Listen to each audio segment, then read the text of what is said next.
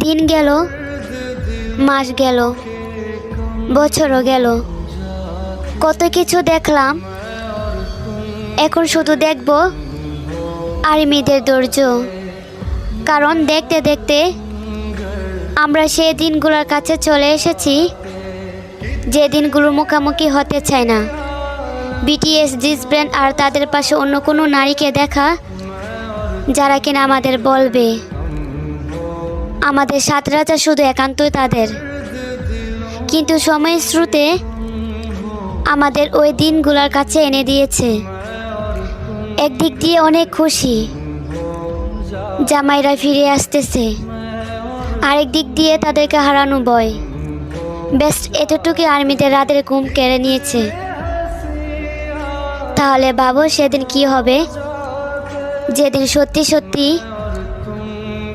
তাদেরকে হারিয়ে ফেলবো।